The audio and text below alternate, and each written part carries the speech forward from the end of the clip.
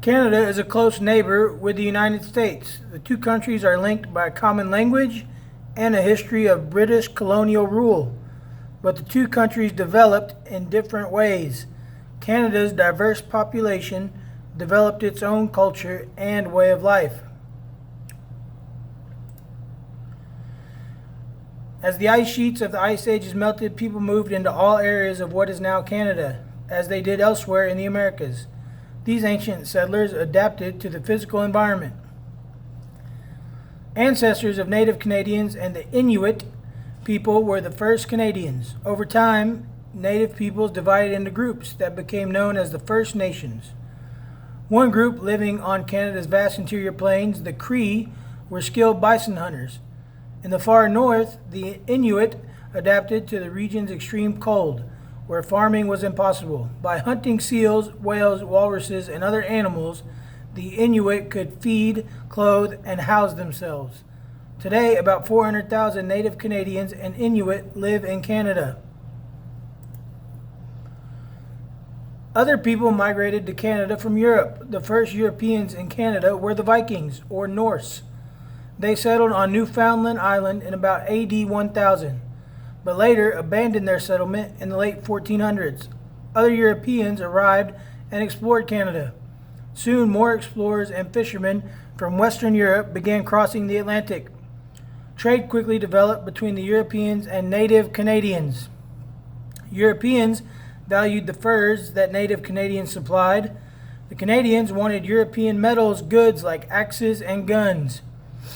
Through trading, they began to exchange foods, clothing, and methods of travel.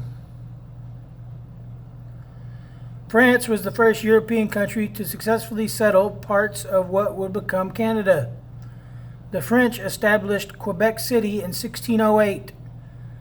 They called their new territories New France. At its height, New France included much of eastern Canada and the central United States. New France was important for several reasons. It was part of the French Empire, which provided money and goods to French settlers. It also served as a base to spread French culture.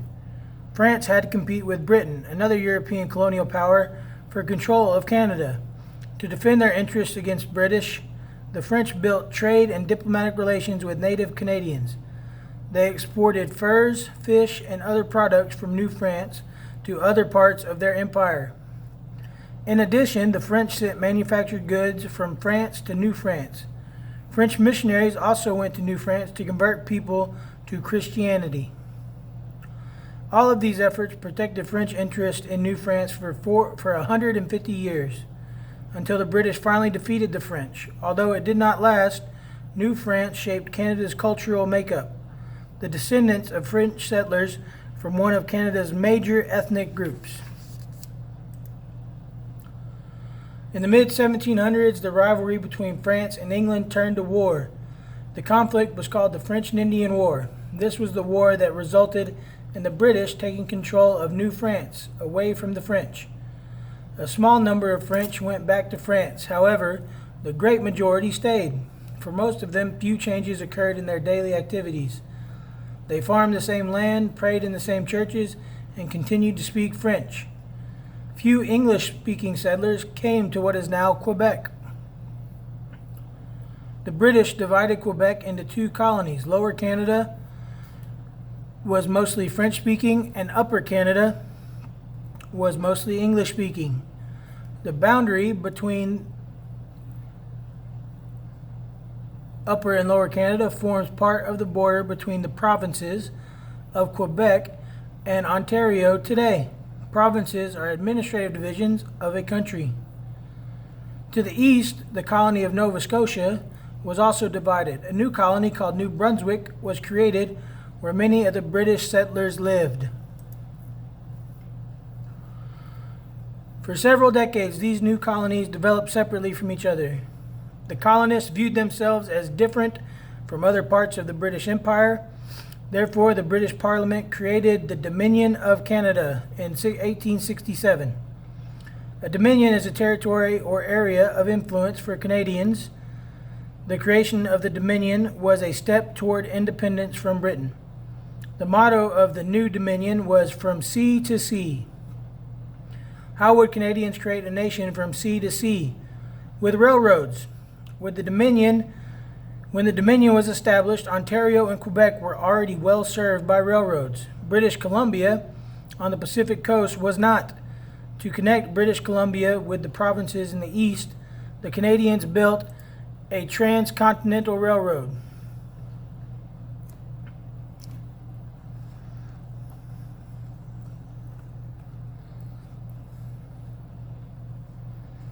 Completed in 1885, the Canadian Pacific Railway was Canada's first transcontinental railroad.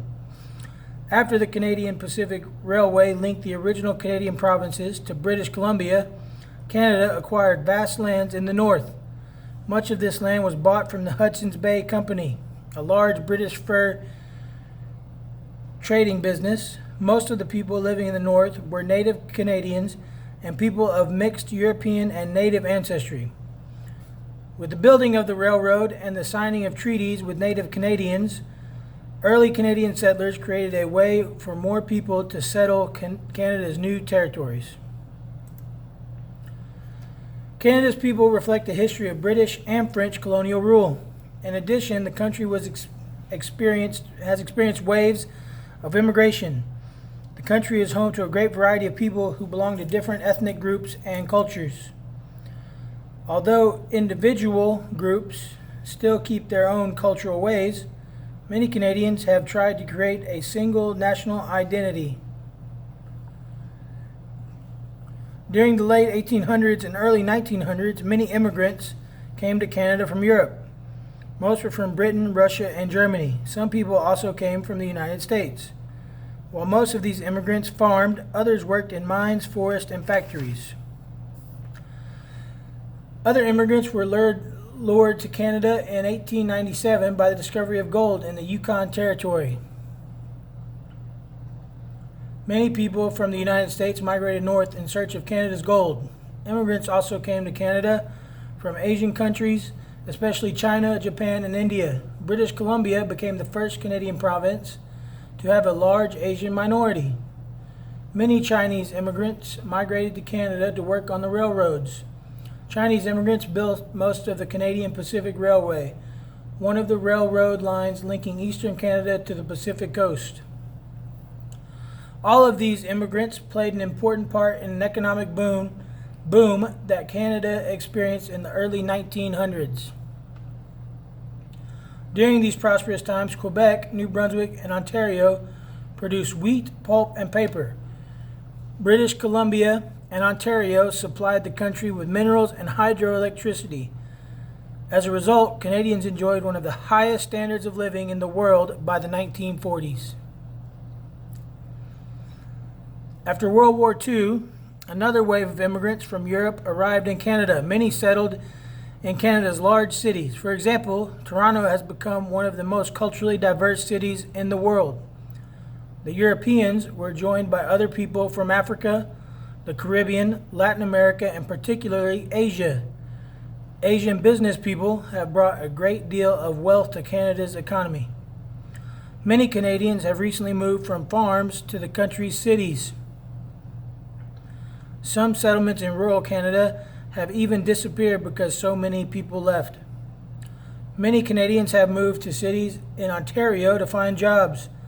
Others moved to Vancouver, British Columbia for its good job opportunities, mild climate, and location near plentiful resources. Resources like oil, gas, potash, and uranium have provided wealth to many cities in the western provinces. However, the political and economic center of power remains in the cities of Ottawa, Toronto, and Montreal.